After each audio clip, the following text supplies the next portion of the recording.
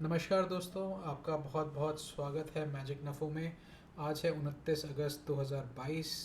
Markets बंद हो चुकी हैं और जैसा कि अनुमान था आज मार्केट ने गैप डाउन देने के बाद में कंसोलिडेशन दिया।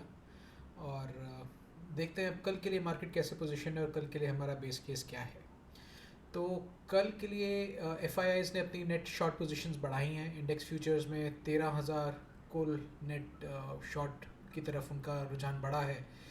11,120 फ्यूचर शॉर्ट किए हैं और 1884 कवर किए हैं लॉन्ग्स।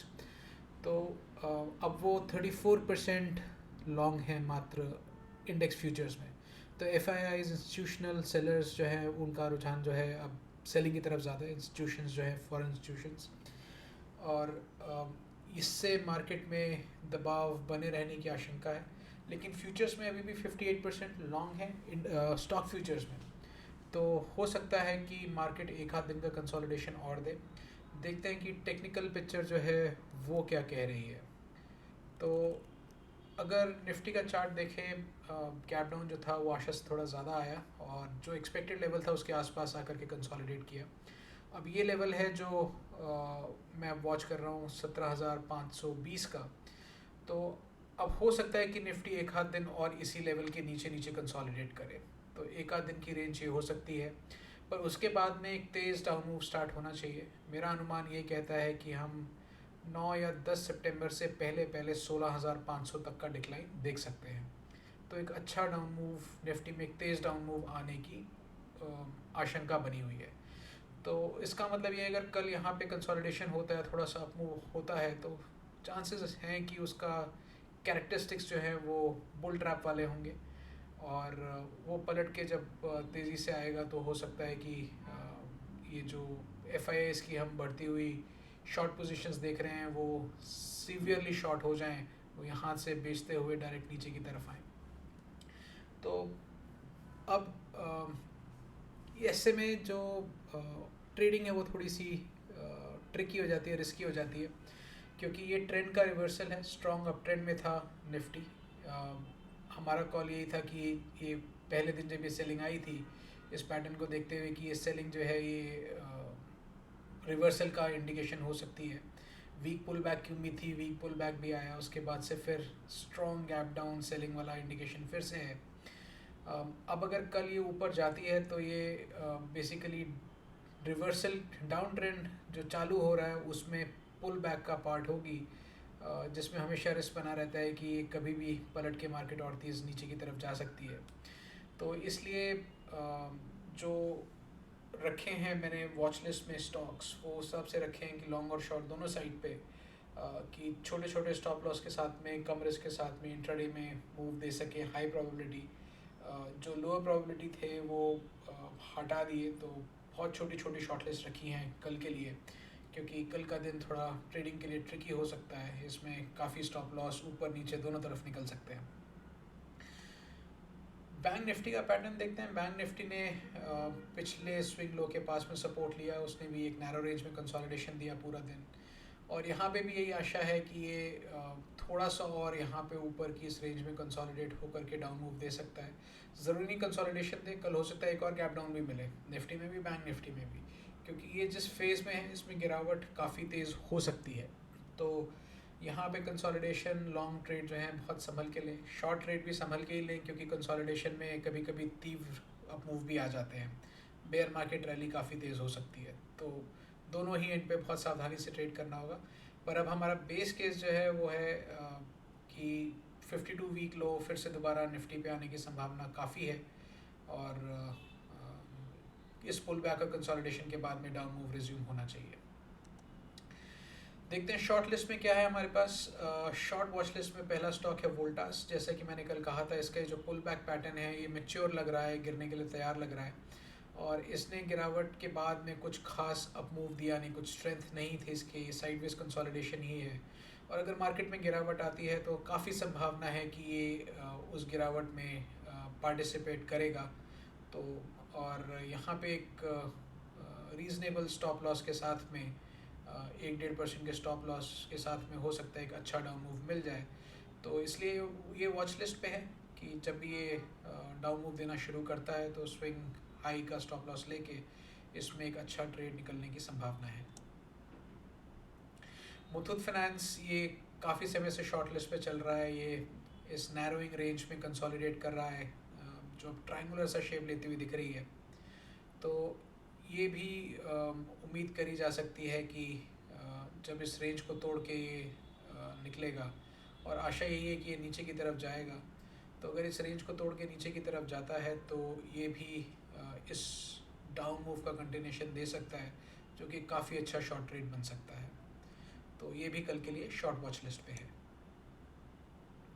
मदरसन सुमी ये काफ़ी लंबे डाउन ट्रेंड के बाद ये फिर से गैप डाउन के बाद में इसने कुछ खास कंसोलिडेशन में स्ट्रेंथ नहीं दिखाई है, और इसका क्लोजिंग भी जो था वो डे लो के पास हुआ है। तो प्रीवियस स्विंग लो के बिल्कुल पास खड़ा है, उसको इनफैक्ट आज इसने तोड़ा भी था। तो संभावना यही है, अगर कल सेकेंड हाफ में अगर बिकवाली आती है या फिर परसों बिकवाली आती है, तो ये उसमें अच्छा पार्टिसिपेट कर सकता है और इसमें एक अच्छा डाउन मूव आ सकता है 5 से 10% का। तो इसलिए ये भी कल के लिए शॉर्ट वॉच लिस्ट पे है। टाटा मोटर्स, मैंने ये लगभग 2 हफ्ते पहले कहा था कि ज़्यादातर ऑटो स्टॉक्स काफ़ी मैच्योर लग रहे हैं अपने अप ट्रेंड में, और रिवर्सल आने की इनमें संभावना है। तो टाटा मोटर्स ने काफ़ी तेज़ डाउन मूव दिया है अपने हाई से 492 से। प्रीवियस स्विंग लो काफ़ी आराम से तोड़ा, तेज़ी से तोड़ा, कंसोलिडेशन भी बहुत हल्का आया है, और आज भी एक बहुत ही weak consolidation lower end of the range के पास दिया है। तो कल अगर मार्केट में गिरावट आती है तो टाटा मोटर्स में ये ट्रेंड आगे कंटिन्यू होने की और एक अच्छी डाउन मूव आने की संभावना काफ़ी बनी रहती है। तो इसलिए कल भी शॉर्ट वॉच लिस्ट पे है। बलरामपुर चीनी, यहाँ पे एक अच्छा शॉर्ट मूव हमने पहले कैप्चर किया था, और अभी एक कंसोलिडेशन जो है ये काफ़ी समय से चल रहा है, लगभग 2 हफ्ते हो गए इस कंसोलिडेशन को, और आज कैप डाउन के बाद इसने भी कुछ खास स्ट्रेंथ नहीं दिखाई है। ये पैटर्न हालांकि बहुत कन्विंसिंग ड्रॉप का पैटर्न नहीं है, पर ज़रूरी नहीं हर पैटर्न जो है वो एक ही तरह से प्ले आउट हो। तो यहाँ पे भी इस मूव के कंटिन्यू होने की आगे संभावना काफ़ी ज़्यादा है, और यहाँ पे क्योंकि बहुत नैरो रेंज कंसोलिडेशन था, तो एक अच्छे लिमिटेड स्टॉप लॉस के साथ में डाउन मूव निकल सकता है।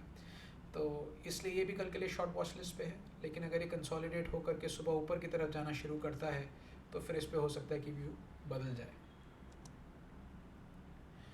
लॉन्ग के लिए देखते हैं लॉन्ग वॉच लिस्ट पे क्या क्या है हमारे पास कल के लिए।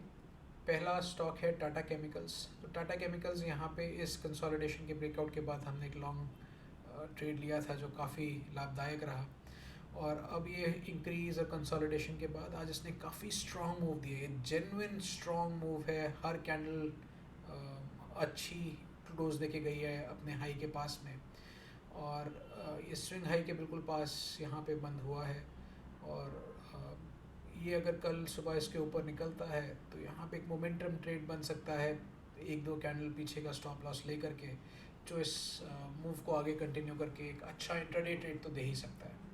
तो इसलिए टाटा केमिकल्स जो है वो कल के लिए लॉन्ग वॉच लिस्ट पे है। एक और स्टॉक जो कल के लिए लॉन्ग वॉच लिस्ट पे है, क्रॉम्पटन ग्रीव्स। तो क्रॉम्पटन ग्रीव्स इस कंसोलिडेशन के बाद में जैसे कि उम्मीद थी उसने एक बहुत अच्छा मूव दिया था, और जैसा मैंने एक आध दिन पहले कहा था कि ये उम्मीद करी जा सकती है कि पलट के यहाँ पे 400 के लेवल करीब तक आएगा, इस लेवल तक आना चाहिए और फिर वापस जाएगा।